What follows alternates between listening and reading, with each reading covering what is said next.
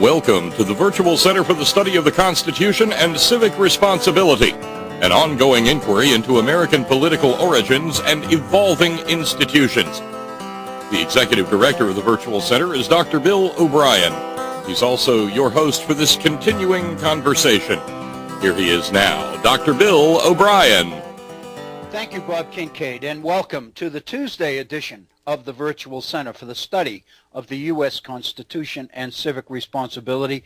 Is an absolutely miraculous Tuesday.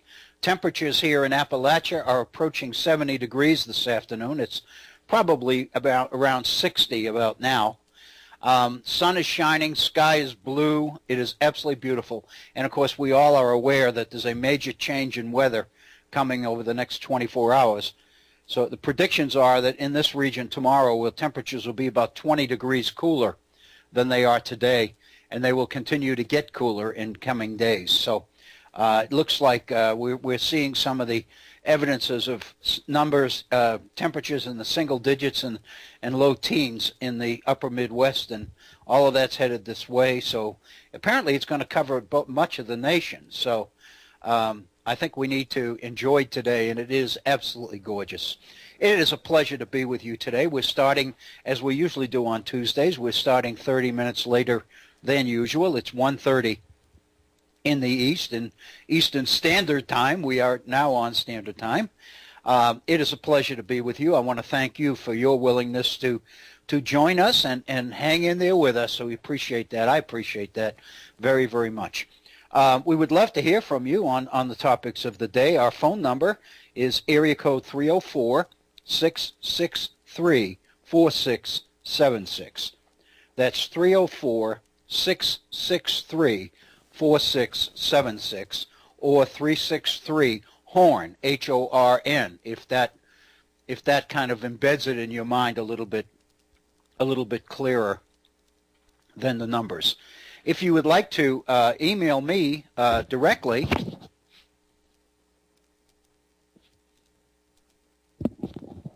excuse me for the pause. If you'd like to email me directly, I'd love to hear from you via email. My address is waobrien906@gmail.com.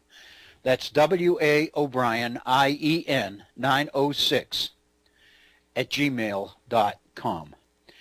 Before we get into anything else today, I want to remind you of something that I mentioned at the outset of yesterday's program as well. We will not be doing a program at the Virtual Center tomorrow, Wednesday, November 12th.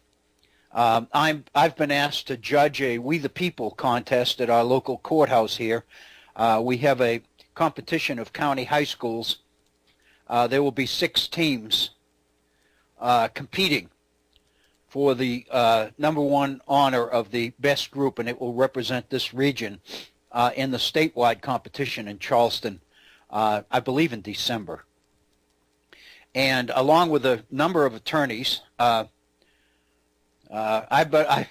told a number of people that it looks like tomorrow I'm going to be up to my whatevers in alligators, because everybody who is judging besides me, and there are 3 judges, so there are a total of 9 of us, and I think 8 of them are attorneys, and I'm the only one that is not. I don't know whether that's a disadvantage or an advantage, but be that as it may, I thought if just for interest's sake, you might be interested in the structure of the operation tomorrow. There are 6 units in the We the People program, and we have been asked to judge. Each of us has been asked to serve on a panel of 3, judging 2 of the units, and they've divided them up 1 and 4, 2 and 5, and 3 and 6. So the group that I'm with, it just happens that I know one of the attorneys I happen to know. He's a good friend of mine. But the 2 units that I have that I'll be judging are units 3 and unit 6. And I just wanted to share with you what the title the topics of those units are and what the questions are that the students will be researching. Unit 3, the title of Unit 3 revolves around how has the Constitution been changed to further the ideas contained in the Declaration of Independence. So that's the theme of Unit 3. How has the Constitution been changed to further the ideas contained in the Declaration of Independence? And of course that would involve Supreme Court decisions, it would involve amendments to the Constitution and such. And under that heading, there are two questions that the students have been presented, and it's their choice as to which of the two they would choose to research and to write about. Question number 1 is a quotation. America's first 11 amendments had all aimed to limit the federal government, and the 12th had neither added nor detracted from federal authority.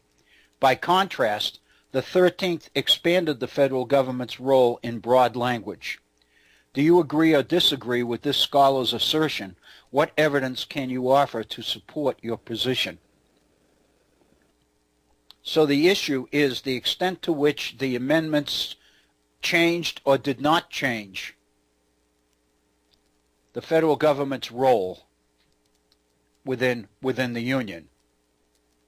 You can remember when we covered the Bill of Rights and the amendments, and you remember specifically a couple of the Federalist Papers. I'm thinking specifically of the one written by Alexander Hamilton, in which he talked about the amendment. This was number 85, Federalist number 85, in which he talked about the kind of amendments that would be made to the Constitution that would affect the operation of government, but it would not affect the distribution of power between the states and the federal governments. On the other hand, the second way of amending the Constitution, which would be through a second convention, clearly would aim at altering the structure and delegation of powers within government itself between the states on the one hand and the federal government on the other.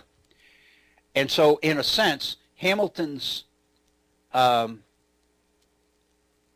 confidence, if you will, in the Bill of Rights was based on the idea that those amendments didn't really do anything to affect the structure of power as arranged or organized within the Constitution of the United States. And of course, what this quote made the point that when you get to the 13th Amendment, the so-called Civil War amendments, 13th, 14th, and 15th Amendments, those were amendments that materially changed the structure of power by basically the 14th Amendment is usually interpreted as the one that makes the Bill of Rights applicable to the states as well as to the federal government. So the two subcategories under that first question about the amendments and the degree to which they changed the federal government, there are two areas under that question that are kind of subsections of that question. Why and in what ways has Section 2 of the 13th Amendment proved to be especially significant? And the second question, in what ways, if any, did the 13th Amendment extend to limits on private as well as public actions? You will remember that the 13th Amendment, of course, is the one that the movie Lincoln focused upon. That was the one that Abraham Lincoln was able to utilize his political skills in maneuvering the 13th Amendment through a very reluctant, hesitant legislative branch. So that's the first question in Unit 3.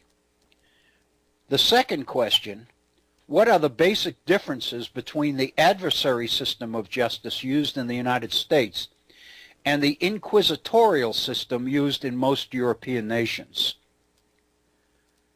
And, it's likely that a lot of people weren't even aware that there indeed are different approaches to the issue of justice between our judicial system and that used in most European nations. And when I saw that question, the first thing that occurred to me is the trial that just recently ended in South Africa of Pistorius, who, as you know, was charged and found guilty of he wasn't found guilty of murder, but he was found guilty of accidental homicide or something like that in the death of his fiancée. And you may remember that the way that case was decided is that all the testimony was made, the judges and the attorneys asked the questions, but the ultimate decision is made by one judge. And basically what that judge's challenge is to listen to all the evidence, weigh the presentations, and then basically make her decision, in this case it was a female judge, around the idea of the inquisitorial system of justice, where, in other words, the judge, based on the evidence presented, makes the choice. In our adversary system of justice, however, we believe that if we get a jury of the accused's individual's peers, a group presumably of 12 who have not prejudged the case and have not been adversely affected one way or the other by media coverage, if you get 12 people listening to the best presentations on either side, from the prosecutor on the one hand and from the defense attorneys on the other, the 12 relatively objective people who have not prejudged the situation will make the decision. And the idea is that it is in that kind of competitive adversarial situation that the truth will emerge. The follow-up subheadings under that question are the following. The theory of the adversary system is that through observing the presentation of evidence and agreement favorable to each party, the truth will become apparent to the jury or judge making the decision. How well has that theory been substantiated in practice? What evidence can you offer to support your response? And then the second question is, what procedural safeguards in the Fifth and 14th Amendments ensure a fair trial for defendants in the adversarial legal system? So this would particularly pertain to the Fifth Amendment, to the Bill of Rights, and the 14th Amendment, which is a Civil War amendment. The students in this particular unit, Unit 3, will have a choice of those two questions to address in tomorrow's competition. And then the other unit that I will be judging will be Unit 6. And let me go quickly to that and share with you what that unit is about and what the two questions in that particular unit are about. In Unit 6, the theme is what challenges might face American constitutional democracy in the 21st century. You know, what are some of the major issues facing the American constitutional system in the century that we are in now? The two questions, here is the first one. Quote, judicial review relies on a fire alarm model using the complaints of damaged parties to trigger scrutiny of government policy. Unquote. How would you describe the fire alarm model of challenging government policies? What are its advantages and disadvantages? And of course, the whole idea is that judicial review doesn't kick in until somebody feels that they've been aggrieved, that they've been injured by the existing policy under which the government is operating. Until there is somebody who claims to have been injured, the issue never comes up.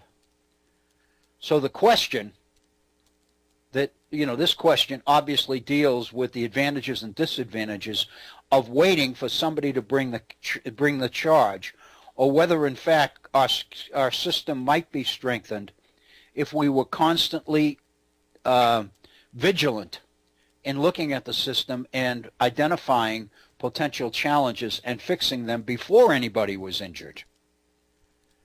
Two follow-up questions to that particular question. Why and how did African Americans and other groups use the fire alarm model to call attention to their grievances?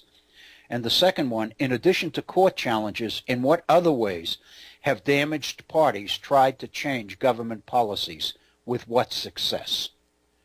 That's one of the choices that the students who are arguing in Unit 6 will have. And the second question begins yet with another quote, and it is as follows. 4 decades of high-volume immigration from virtually every country, rising intermarriage, and persisting fertility differentials have transformed the United States into the most demographically complex society in the world, unquote. On balance, does increasing the diversity enrich the nation's economy and culture, or are there limits to how much diversity the country can absorb?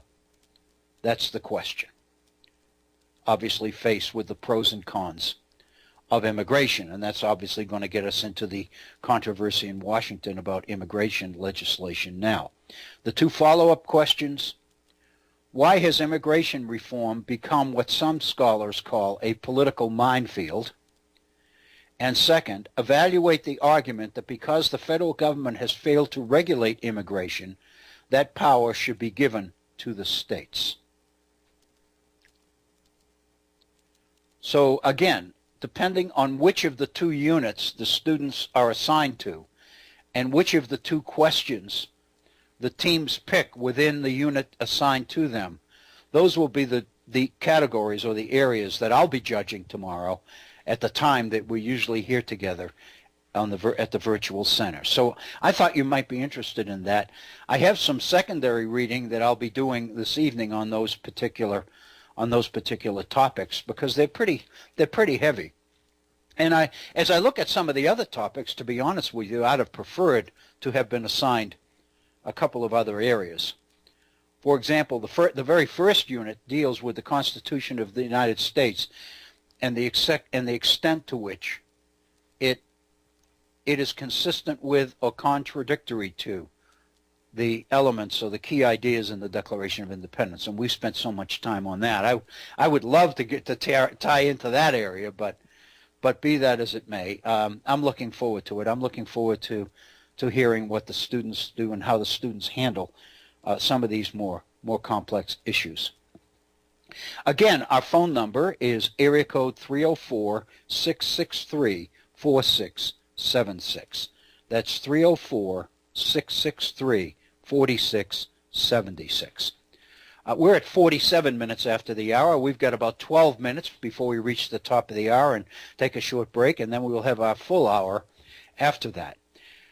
I wanted to take a few moments in today's program and follow up a little bit of our first hour yesterday. You'll recall in yesterday's program that we began, before we got into the article on the extent to which the global economy has gone off track as a result of the increasingly visible and influential role of financial advisors and financial groups, and the extent to which government has been disarmed, I guess might be the proper word, in its ability to deal constructively with the economic challenges that the particular or respective nations face. And I think it's a very, very important article, and the concepts in it are extremely important to at least be familiar with and understand. I thought it was an extremely informative article.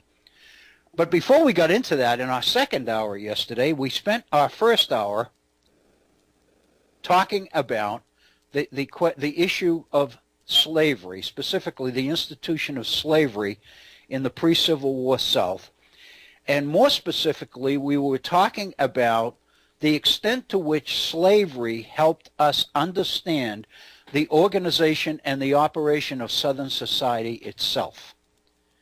In other words, the extent to which slavery really dictated the overall organization and operation of Southern society in terms of its economic growth, in terms of the rules governing individual behavior and group behavior within Southern society, all of it. And specifically, I made mention of a book that was written in 1857 entitled The Impending Crisis of the South by Hinton Helper. Hinton Helper was a North Carolina businessman. He was not a slave owner. He was, however, clearly a racist. His intent was not to do anything for the emancipation of slaves. That the slaves were not his concern. The white South was his concern. And he felt that the very existence of slavery itself was inhibiting the options and the opportunities available to Southerners, to the detriment of the vast majority of the population of the South, namely the white non-slaveholding population, which, as of 1860, exceeded 6 million individuals.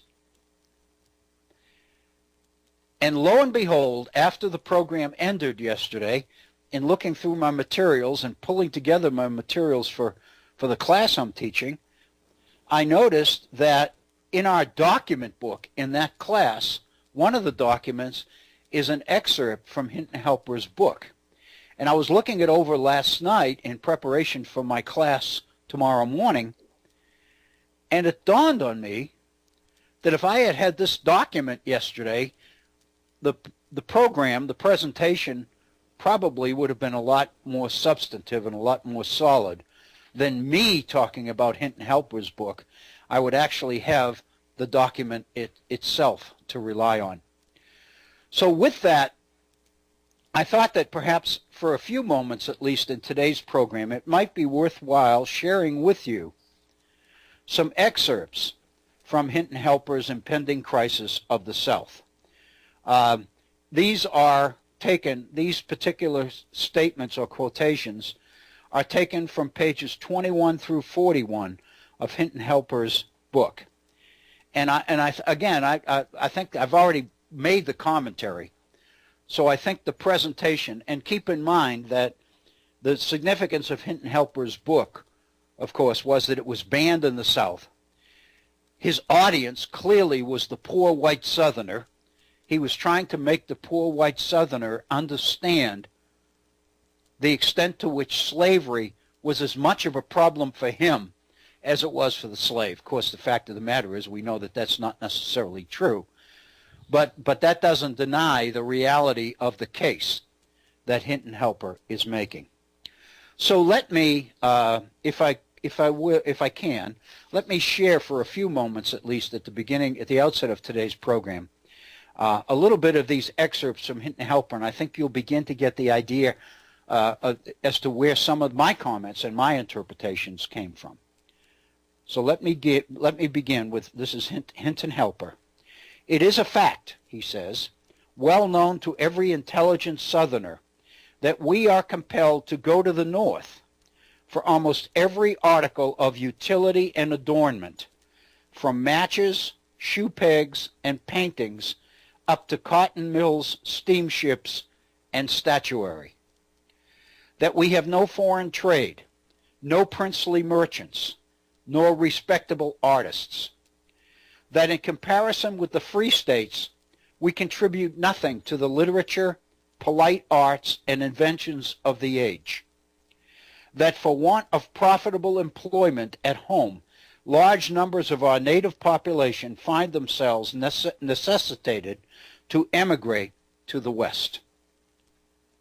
I think one point to point out here is when he refers to our native population, he's talking about white Southerners, and of course we all know that white Southerners are not the native population in the South, or in North Carolina particularly. It was Native Americans, but that problem was taken care of 50 years earlier during the realm, if you will, the reign of Andrew Jackson in the Indian removal, and it opened up all of this land for speculation by white settlers. To go on, large numbers of our native population find themselves necessitated to immigrate to the West. whilst the free states retain not only the larger population of those born within their own limits, but induce annually hundreds of thousands of foreigners to settle and remain amongst them. So again, what Hinton Helper is pointing out here is the advantages that immigrants bring to the culture and to the economy. And the reason I mentioned that was one of the questions that I just shared with you from the We the People competition that I'll be working with tomorrow. So obviously Hinton Helper is pointing out to the flow of immigrants into the free states, into the North and West, that brings so much to the quality of life of those regions. And of course, as a Southerner, what he's pointing out is none of that positive feedback from the flow of immigration comes here because we've got slaves. All of that potential that immigration promises is denied us because of the existence of slavery amongst us. He goes on, that owing to the absence of a proper system of business amongst us, the North becomes, in one way or another, the proprietor and dispenser of all our floating wealth, and that we are dependent on Northern capitalists for the means necessary to build our railroads, canals, and other public improvements, and that nearly all the profits arising from the exchange of commodities, from insurance and shipping offices, and from the 1,001 industrial pursuits of the country accrue to the North, and are there invested in the erection of those magnificent cities and stupendous works of art which dazzle the eyes of the South and attest to the superiority of free institutions. That is a pretty powerful statement from a Southerner of the extent to which we are falling behind socially, politically, economically, and culturally because of the institution of slavery within us, amongst us. It is strangling opportunity for anybody else. It is driving, it is dominating the entire way of life that is the contemporary South. All we have and all we are and all we write about and think about and dream about is associated in one way or the other with the institution of slavery. And it's costing us big time, is what Hinton Helper is saying here on page 21 of his book. It's very, very obvious why the power structure in the South in the 1850s would not want this stuff out there to be read by the general population. This is the kind of critical analysis that political leaders do not want because they're afraid of. It puts potentially, this kind of analysis puts change and the initiative for change in the hands of the wrong people. Those in the power structure generally feel. If there's going to be change, we want to be the ones that determine how much and how fast that change happens. We do not want the initiative for change coming from, for lack of a better term, coming from the bottom or coming from below. It must come down from the top. Just to make a point, a few moments ago, in talking about Hamilton and the two ways of amending the Constitution, the first way is when an amendment passes 2/3 of both houses of Congress and is then submitted to the states for ratification by 3/4 of the states. So in that sense, the change represented in the amendment, if you will, is coming from the top down. That, Hamilton said in Federalist 85, implies a degree or level of change that will not materially affect the distribution of power within government itself. From that process, if you were to put words in Hamilton's mouth, you could say, From that process, the change that we will experience will be safe change, moderate change, change that is deemed necessary, but at the same time is the kind of change to which we can readily adjust. But the second approach to amending the Constitution, which would be in special conventions in two-thirds of the states, that kind of change would be coming from the bottom. That, Hamilton says in Federalist 85, we do not want. And we've talked in previous programs about the extent to which those advocating a second convention point to the convention strategy, the second way of amending the Constitution, as evidence that the framers really wanted this approach to happen. The fact of the matter is they didn't. The only way they could the only reason that's in the Constitution at all is to appease those who were concerned about the issue of states' rights and were threatening to bolt the convention, threatening to walk out. So the second strategy, the convention strategy, primarily is in there for political reasons.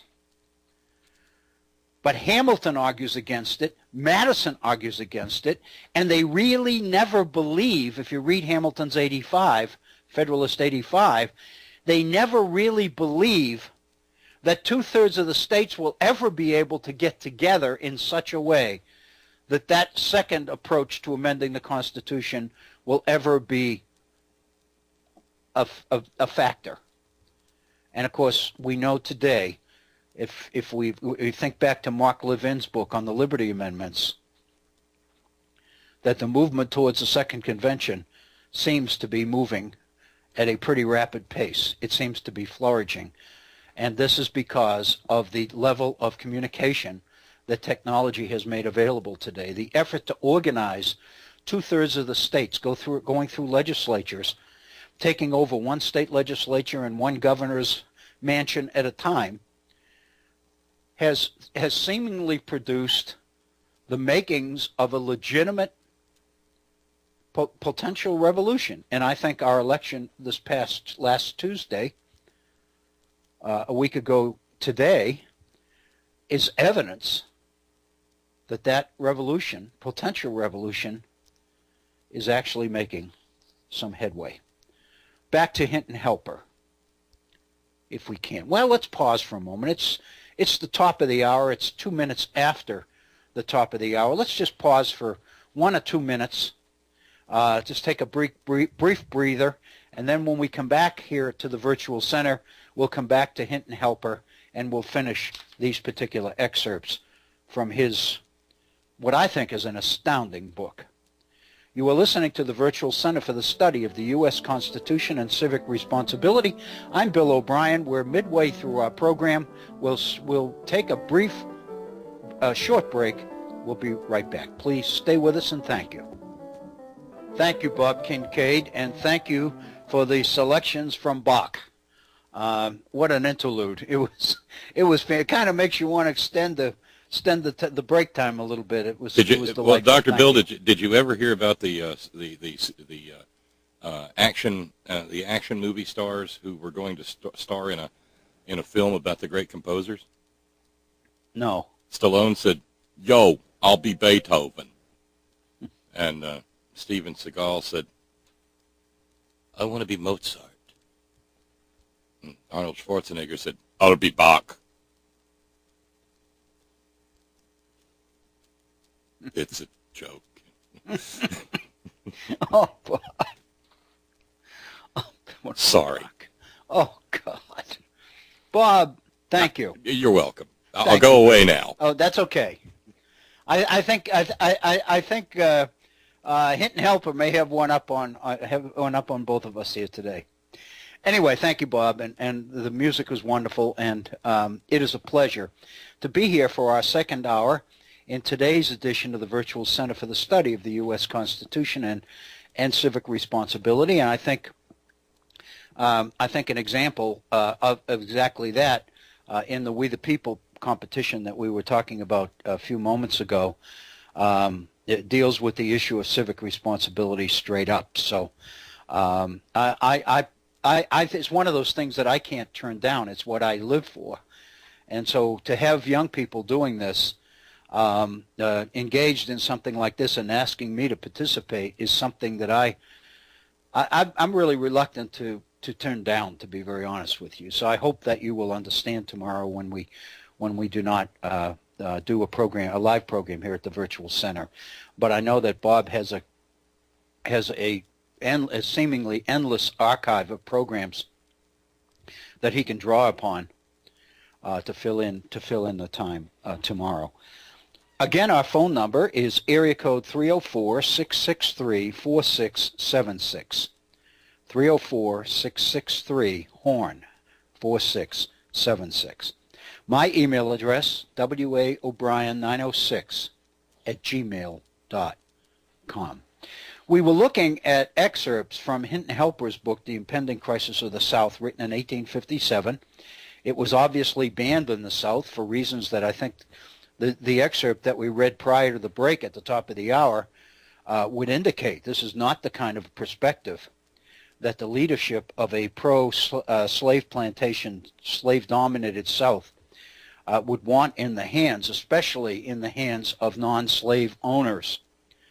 So Hinton Helper's book was banned. At the same time, of course, and this is just a point of information that I think we would find very, very logical and very understandable, but I think it's interesting anyway. 150,000 copies of Hinton Helper's book were purchased in the North by abolitionist groups for distribution in the South. So as much credibility or as much legitimacy as we can see from the South's point of view about banning the book, obviously is balanced on the other side of the equation, if you will, by the fact that those seeking to topple the slave system, to topple the slavocracy, if you will, would obviously see the advantages to Hinton Helper's book. So therefore, they bought 150,000 copies as incendiary devices for distribution throughout the South. So that gives us a sense of how volatile the situation was and how powerful this particular book was seen both by its advocates and by its detractors. As we saw in the first excerpt that we read before the top of the hour, Hinton Helper is pointing out the extent to which Southern society is really tied to the coattails of the North. That in every way that seems meaningful, economic, politics, culture, artistic, every other way, it seems that the South initiates very little, and what positive things come into the South come from the North. In a sense, this is what we have been meaning. This is an example of what we have defined as a colonial economy or an extractive economy, where the wealth produced is exported outside the region. The wealth produced is not poured back into the enterprise itself. Granted, planters, large planters, are becoming extremely wealthy. There's no doubt about that. But the fact of the matter is, the wealth that the cotton industry is generating is not making it into the mainstream of Southern society at all. For the most part, it's leaving, and it's going north, where all the action is, where the mills are, where the cotton is processed, where the clothing is made, where furniture is made, and on and on and on. Without going back over this again, because we've just done it recently and I've done it numerous times,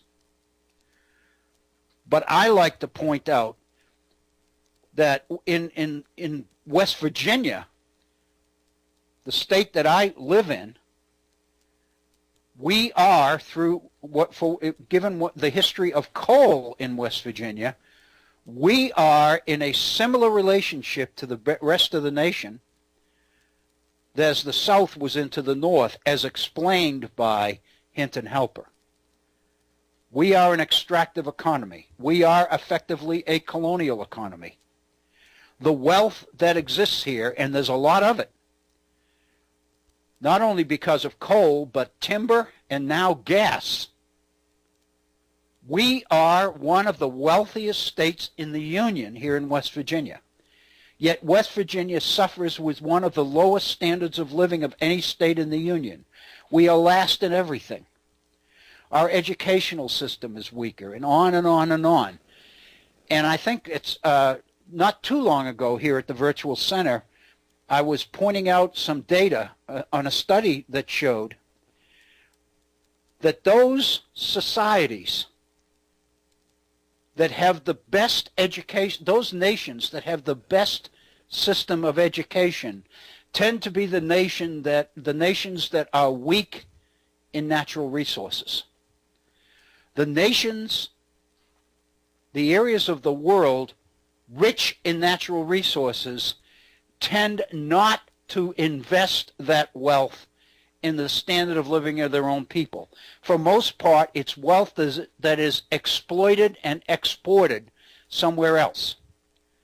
So there is there's measurable evidence that the richer an area is in natural resources, the weaker its culture is, the weaker its educational system is, the less diversified its economy is.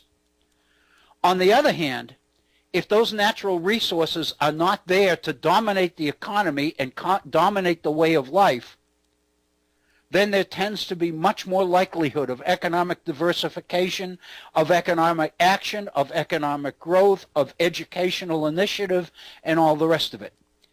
And so in a sense, all the things that matter to the people of West Virginia are being denied them because we are an economy which is not diverse, which was never allowed to diversify, which coal interests worked very hard in order to retard or prevent economic diversification, and we are suffering for it.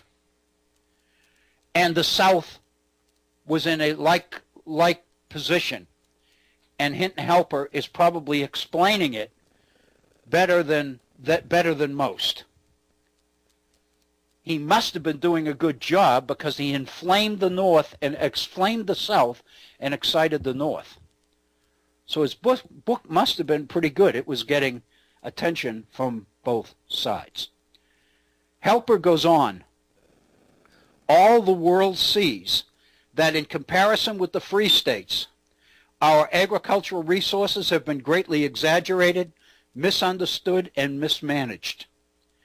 And that instead of cultivating among ourselves a wise policy of mutual assistance and cooperation with respect to individuals, and of self-reliance with respect to the South at large, instead of giving countenance and encouragement to the industrial enterprises projected in our midst, and instead of building up, aggrandizing, and beautifying our own states, cities, and towns, we have been spending our substance at the North and are daily augmenting and strengthening the very power which now has us so completely under its thumb. Our wealth is enriching the North and is extending their ability to keep us under their thumb. We are, in effect, slaves to the Northern economy. We are colonies to the North, no less than we were colonies to the mother country prior to 1776.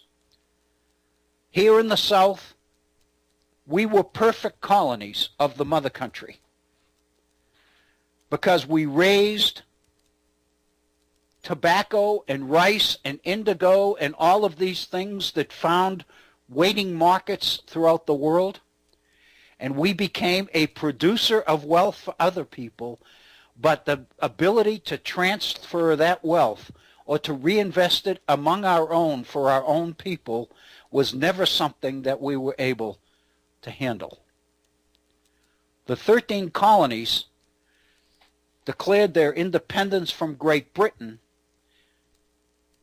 at least in part, in order to break that economic dependency on the mother country and generate a lot of that wealth internally to the growth and expansion and diversification of the American economy. That's what Hamilton's economic program was all about, was to strengthen manufacturing, strengthen banking, strengthen commerce, strengthen the infrastructure of this nation in order to develop into a fully diversified, developed economy that could sustain itself, and thereby, because of its increasing independence and lack of dependency on others, would become a strong, viable nation in the world of nations. That, from the perspective of Southern leaders, is what the secession from the Union and the development of the Southern Confederacy was all about. And of course it was through the efforts of Lincoln and his success both internally, politically, and diplomatically that made that possible. Hinton Helper goes on, the causes which have impeded the progress and the prosperity of the South, which have dwindled our commerce and other similar pursuits into the most contemptible insignificance, sunk a large majority of our people into galling poverty and ignorance, rendered a small minority conceited and tyrannical, and driven the rest away from their homes, entailed upon us a humiliating dependence on the free states, disgraced us in the recesses of our own souls, and brought us under reproach in the eyes of all civilized and enlightened nations. All of this may be traced to one common source, slavery. If Hinton Helper were writing this in 21st century West Virginia, he would say all of this can be traced to one common source, coal.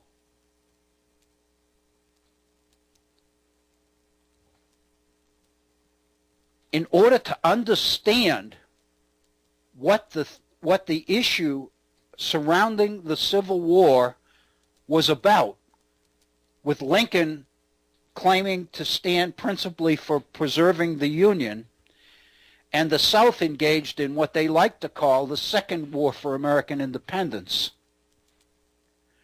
I think you can begin to see that this kind of dependency is a key part of it. And it's absolutely vital to understand the role that the institution of slavery played in this.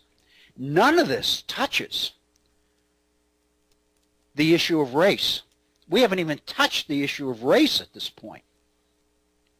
When you add to this the fact that the vast majority of those that the South depended on for labor, namely the slave, were unwilling prisoners brought into this country, kidnapped, and brought unwillingly into this country. So therefore, what you had was a potential racial war 24 hours a day, 7 days a week, 365 days a year. Then obviously the institution of slavery becomes an institutional mechanism for the control of millions of people who are in effect prisoners in the very society that they're forced to live in. And so an awful lot of the way that the institution of slavery develops and evolves is tied up with the fear of race war, which is obviously why the South came down so hard on the Denmark Veseys and Nat Turners of the world.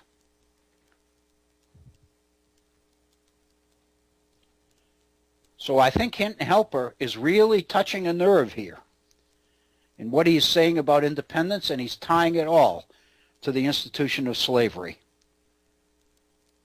He goes on, reared amidst the institution of slavery, believing it to be wrong both in principle and in practice, and having seen and felt its evil influences upon individuals, communities, and states, we deem it a duty no less than a privilege to enter our protest against it and to use our most strenuous effort to overturn and to abolish it. We are not only in favor of keeping slavery out of the territories, but carrying our opposition to the institution a step further.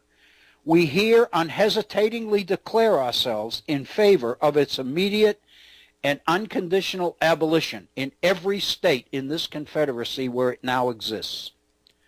Patriotism makes us a free soiler. State pride makes us an emancipationist. A profound sense of duty to the South makes us an abolitionist. A reasonable degree of fellow feeling for the Negro makes us a colonizationist. And so obviously with the use of the word colonizationist, what Hinton Helper is talking about with the abolition of slavery is the deportation of slavery to other areas of the world, back to Africa. We know about the origins of the nation of Liberia, for example, where, interestingly enough, is where the Ebola situation is such a problem right now. Nothing short of the complete abolition of slavery can save the South from falling into the vortex of utter ruin. Too long have we yielded a submissive obedience to the tyrannical domination of an inflated oligarchy. Too long have we tolerated their arrogance and self-conceit. Too long have we submitted to their unjust and savage exactions. Let us now wrest from them the scepter of power, establish liberty and equal rights throughout the land, and henceforth and forever guard our legislative halls from the pollutions and usurpations of pro-slavery demagogues. I think that's an open invitation to civil war, to internal civil war within the South. Obviously, the South has to repress this kind of literature, this kind of incendiary literature. I think the mention of inflated oligarchies and the idea of submissive obedience to the tyrannical domination has become so appropriate today in light of the flow of wealth and the increasingly wide gap in income and resources in our economy today, which the article we looked at yesterday addressed. The reasons for that and the tremendous flow, not only of dollars, of financial influence, but of political influence to the investment communities, to the Wall Street businesses, bankers, if you will, and investors, and hedge fund managers, and all the rest of it.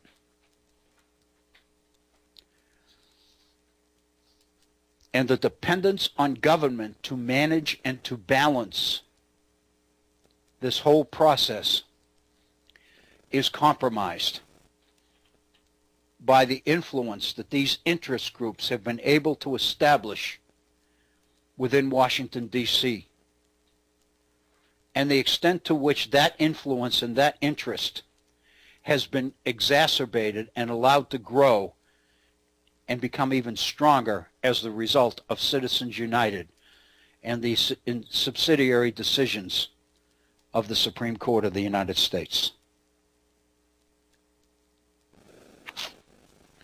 Back to Hinton Helper.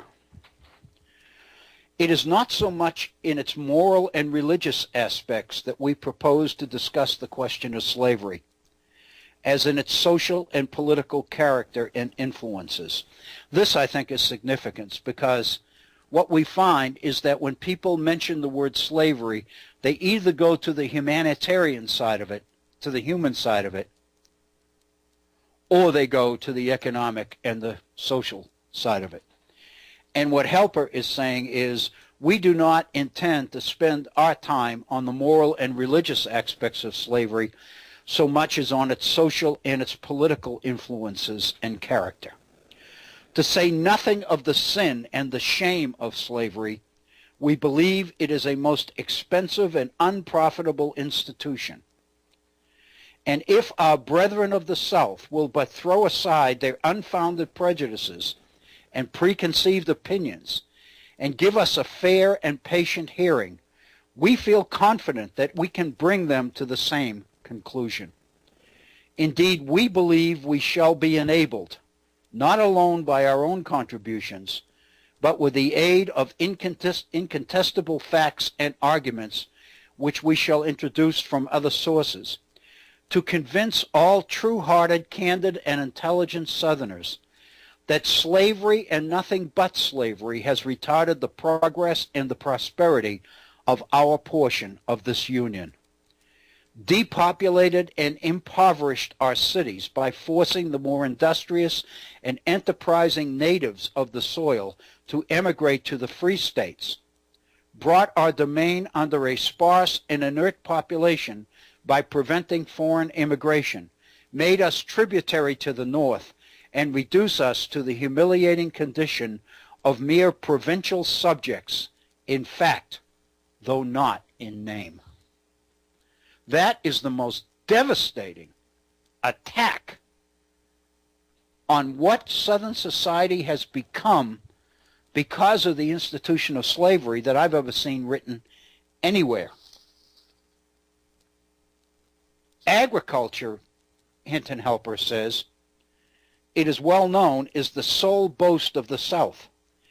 And strange to say, many pro-slavery Southerners who in our latitude pass for intelligent men are so puffed up with the idea of our importance in agriculture that they speak of the North as a sterile region unfit for cultivation and quite dependent on the South for the necessaries of life.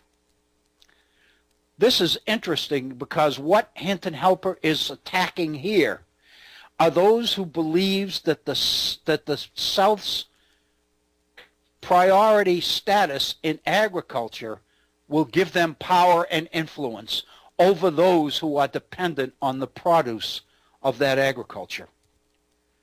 This is the same thing that motivated the South to believe they could be successful in separating from the Union. They believed that Great Britain and other nations of Europe were so dependent on Southern cotton that out of self-interest, if for nothing else, they would support and endorse and ratify Southern independence from the Union. And of course that didn't happen. And there's no question that one of the major reasons it didn't happen is because of the shrewd diplomacy used by Lincoln and those in his State Department. Lincoln and his advisors were able to short-circuit and undercut this effort of the South to try to use presumed European dependency on Southern cotton as a vehicle to win recognition of Southern independence. So according to Helper, we have two objects in view. The first is to open the eyes of the non-slaveholders of the South. So right there, Hinton Helper is telling us who his target audience is. The non-slaveholders of the South. Reality, of course, suggests that for the most part, the non-slaveholders of the South never saw this. Or to be honest, chances are the non-slaveholders of the South couldn't have read it even if they did get their hands on it. Rather, they would have been dependent on preachers and other people who could read and comprehend what they read to explain it to them.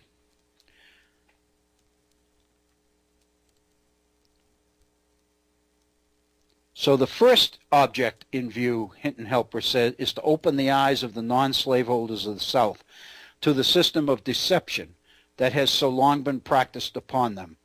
The second objective is to show slaveholders themselves We have reference only to those who are not too perverse or ignorant to perceive naked truth, that free labor is far more respectable, profitable, and productive than slave labor. In the South, unfortunately, no kind of labor is either free or respectable.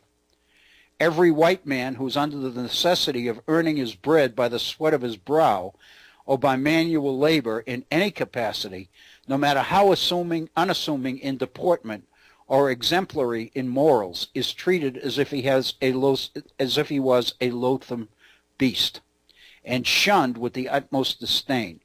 His soul may be the very seat of honor and integrity, yet without slaves, himself a slave, he is accounted as nobody. In putting together study questions for my class this morning, one of the questions I have quotes Ralph Waldo Emerson, who made the statement that when you put the end of a chain, when you put a chain around the neck of a slave, you put the other end of it around your own. And basically, what Emerson was saying about the South is the same thing that Hinton Helper is saying here, that the South is so chained and so dependent on the institution of slavery that it is inhibiting and making impossible all of the good things that this kind of wealth ought to make possible for us. The wealth is not being redistributed. It's not making it down into the innards of Southern society. It's not benefiting the vast majority of Southerners. It's going into the pockets of the very few, the 1,733 people who own most of the slaves, as well as the attorneys and journalists and preachers and all the rest of them that are in the pockets of these people. And the amount of wealth that is being generated is not making its way into economic expansion or economic growth in the South because of the existence of slavery. The article we looked at yesterday made exactly the same point about the cheap, low-interest money that is available now. This is the time when money is so inexpensive in America that we ought to be able to borrow as much as we need to repair the infrastructure of this nation, the roads and the railroads and the airports and the highways, and the ports and all the rest of it. We ought to be able to rebuild and restore the infrastructure of this nation in order to sustain it for the next 100+ years. And we could do it now by borrowing money because money is cheaper than it's ever been. But the article that we looked at yesterday made the point that this cheap money is going into more debt and more leveraged buyouts where companies in trouble are being bought with cheap borrowed money. It's in a way, it's almost a sham economy. It's bound to burst. And so the people who know, the David Stockmans and Robert Rubins and all the rest of us are not predicting when the bubble is going to burst next time, but they are stating as a matter of inalterable fact that bubble will burst. And the people that will be hurt the most are obviously the people who can't do anything about it, who can't prepare for it. It's a shame. That's Hinton Helper. I think it's very powerful. I apologize if I had known or thought ahead of time to have this document in my hands yesterday. We could have done much of this yesterday and probably produced a stronger program. But at the same time, I really believe that all of us have been able to learn an awful lot about the nature of Southern society and the role that slavery played in it by looking carefully at the analytical argument and the analytical analysis of Southern society engaged in by Hinton Helper. I think it's very understandable why abolitionists would want this book available throughout the South and why Southerners would do everything in their power to make sure that nobody could get their hands on it. It was a political bombshell. I'm not going to go back in this direction, but my point yesterday was that it's very obvious in the election results from last week that many people, many voters in our society are a little bit lacking in terms of their need for a similar kind of societal analysis that will explain the structure of contemporary society and where they fit in it, or how they fit in it. It seems to me that an awful lot of voters, as I look back on the political ads of the previous 5, 6, 7 weeks, or even longer, leading up to the last week's elections on November 4th, it seems pretty obvious that those who were putting up the money really believed that if you say it often enough and loud enough, it'll stick. And it did. So the irony of all of this, I don't know if irony is the proper word, maybe the saddest feature of all of this is if anybody believed that the elections were going to demonstrate the dangers of Citizens United and the dangers of big money within the campaign system, I think what the elections have proven is that it works. And those people with the money who also have the influence are going to do everything they can do to make sure that nothing changes.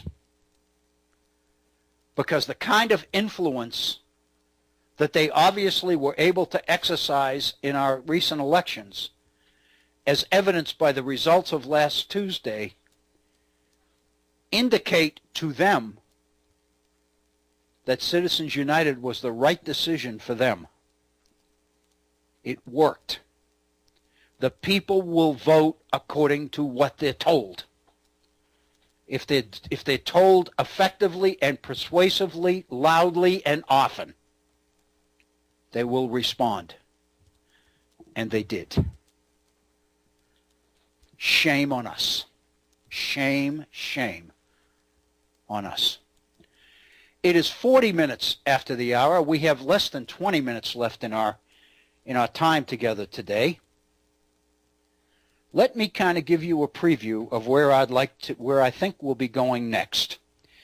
I'm in a kind of a quandary, a bit of a quandary here, because there's a little more time than I need to tell us where we're going next, but not nearly enough time to begin to take us there. And that's kind of a situation that I created myself. I wanted to shift gears because I knew with Hinton Helper and with the article on the economy running off the rails that we dealt with this week, I wanted to do something in a totally different vein. And I think I found it. It's going to be Monday before we have a chance to really get into this, but let me give you a preview. Thomas Jefferson. One of the most powerful and moving, and I say that with deliberately, one of the most moving letters that I have ever read was written by Thomas Jefferson to an acquaintance that he made while he was stationed in France as a diplomatic representative of the Continental Congress during the Confederation period during the 1780s. Without getting into the details of Jefferson's love life,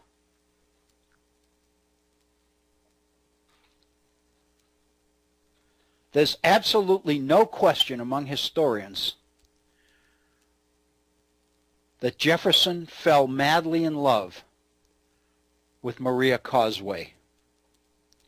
C-O-S-W-A-Y. I think when you see this letter, you will agree that nobody other than someone who was 100% smitten and in love could write such a letter. However, it is also argued vociferously by historians that this love that Jefferson had for Maria Causeway was never consummated. There is absolutely no evidence that anything physical ever came of this relationship. And to be honest with you, part of the reason that nothing came of it was the fact that Maria Causeway's husband was a close friend of Jefferson's as well. Jefferson's relationship in France was not just with her, it was with the two of them as a couple. They were a prominent couple in and around Paris during the mid-1780s.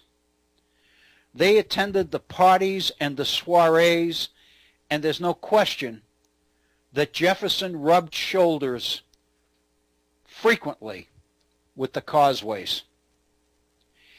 And it's very clear in the very first paragraph of his letter that when he talks about the tremendous affection he has, he's not just talking about her, he's talking about the couple, both of them.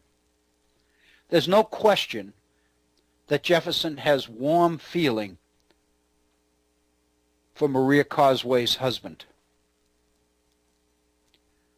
Consequently, there's no question but that nothing physical or untoward ever came of this relationship.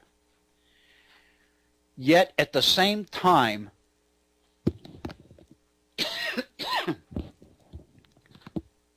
when you read this letter, you can begin to appreciate that nobody could write a letter like this unless they were madly in love with the recipient.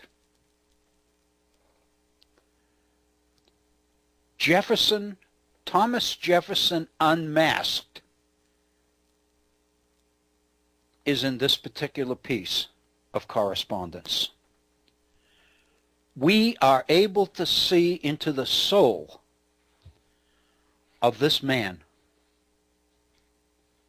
in ways that one never expects to see into anyone's soul. Because to be very honest with you, Jefferson bears his soul in this particular letter. The context of the letter is 100% Jefferson. It's classic.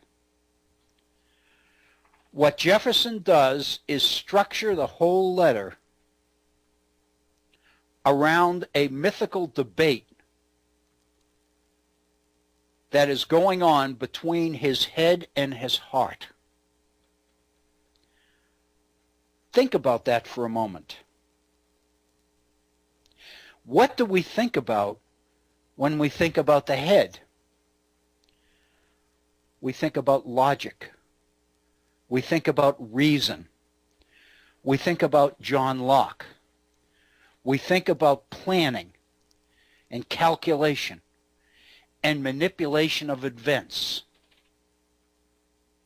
and strategies and management objectives and goals. All of these things that feed self-interest. What seems the most logical? What seems the most sensible? What seems the best for me? What seems the most obvious thing that's going to have benefits for me? All of these things. The head operates from a purely rational, logical perspective. Everything is well thought out and well calculated and planned. On the other hand, when we think of acting from the heart, we think of something quite different. we think of what we call coming from our gut, what we really feel rather than what we know, what we believe rather than what we understand. You remember the beautiful letter that Jefferson writes in the 1780s during this period, 1784, I believe, about the put a problem before a plowman and a professor, and chances are that you'll get a as good, even better response to the problem from the plowman than the professor, because the plowman's head hasn't been filled with all of this calculation and manipulation and self-interest and objectifying and prioritizing and ranking and all of these other things in terms of priorities. The plowman just does what he does because it's what comes from within him. It's what he feels. It's coming from his heart, not his head. It's coming from what he feels and believes and what his emotions tell him, not what his brain tells him. Imagine a debate between your head and your heart. And the subject of the debate is Maria Causeway. Is how you feel for Maria Causeway, but she's married. But your husband, you are a friend of her husband's. But think of what would happen if you follow through on this. Think of what trouble you would get into. Think of the embarrassment. Think of this. Think of that, says the head. But in response, what kind of thing would the heart say? This is the Causeway letter. I can't wait to share it with you because it's so human and so warm and so real. And the one thing that I've come to appreciate during the 20 months that we've been doing the virtual center here and really getting into these sources, the one thing that I've come to appreciate more than anything else is the humanity associated with the founders. Jefferson may have called the delegates at the Constitutional Convention demagogues. But the fact of the matter is they were not. They were human beings. They had strengths, but they had weaknesses. They had flaws. They had quirks. They had hang-ups. They had priorities. They had prejudices. They had things that they wanted more than other things. And when you see these things revealed in what they wrote and what they debated, you begin to appreciate how real and how human these people were. That doesn't make the accomplishments of the founders any less amazing. In fact, to me, it makes what the founders were able to leave for us, the legacy that the founders were able to give us, more astounding than I ever appreciated before. It's one thing if you believe that what you've got from gods, from demigods. But it's quite another to realize that what you got from real human people. Real human beings that weren't perfect and were just trying like the rest of us to figure stuff out. That makes what they were able to do and how they were able to do it more amazing to me.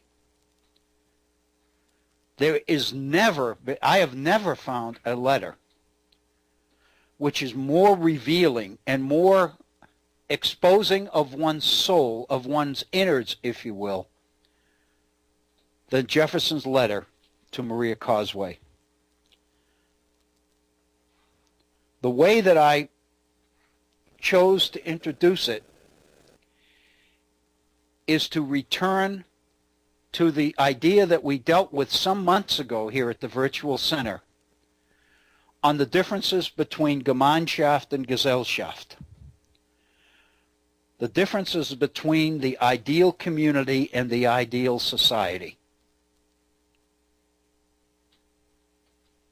The differences between a way of life that is dominated by the head as opposed to a way of life that is dominated by the heart. I would suggest to you that all of those things that come into your mind when you think about contemporary, modern, diverse society, you can relate to the head. The thought, the planning, the calculation, the rationalism, or the exercise in reason, the faith in logic, the faith in research, the collection of data, the analysis of data, all of this stuff relates to modern, more modern, contemporary society. But in all of that, what's lost are the elements of Gemeinschaft, the elements that define community. A place where relationships between people are based not on calculation and manipulation, but are based on true love and affection. And as much as possible on kinship or relationships that are modeled on kinship. Think about the way you feel about family. It never dawns on us, for the most part, that family would do anything out of calculated, manipulative reason or planning or logic or anything like that. We believe that when you strip away all of the cover, all of the unimportant stuff, what is left standing is kinship. It is the blood relationship that links certain groups of people to certain people together as members of one family or one clan. These are your kin. These are your people. There's never a question as to whether they're sincere or not. Of course they are. Your family, their family. What else is there? That's the ideal community. That's Gemeinschaft.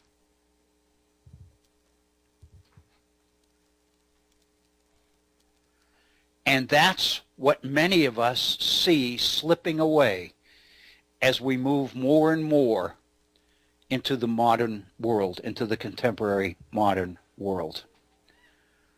We're losing, in the minds of, in the eyes of some people, we're losing more than we're gaining. The dream, of course, the ideal, is to find a way to hold on to the best of Gemeinschaft while we use it to help us navigate Gesellschaft. That's the ideal. That's what we hope we can do, and that's what we would love to see happen. But that's hard. All you have to think about is how people feel today when you mention the word community. The first thing people are going to say is community. Oh, that's the opposite of individual freedom. If you put the emphasis on community, you are taking away from individual freedom. So the assumption is that community is at odds with individual freedom because the welfare of others carry weight, not just your own welfare. In Gesellschaft, your welfare carries all the weight. In Gemeinschaft, your welfare is oftentimes supplanted by your concern for the welfare of the group. It's very obvious which one is becoming weaker and why. Again, what better way to understand in ways that we couldn't imagine understanding so well the differences between Gemeinschaft and Gesellschaft than to witness from the pen of Thomas Jefferson, one of the greatest writers of all time, a mythical debate between his head and his heart. Please join us on Monday for the Virtual Center. We'll be with you at our regular time. It's 58 minutes after the hour. I've appreciated our time together today. I trust that you've learned something and that the time has been valuable for you also. Please be safe. Have a wonderful week. And we look forward to seeing you again here at the Virtual Center. This is Bill O'Brien. Thank you.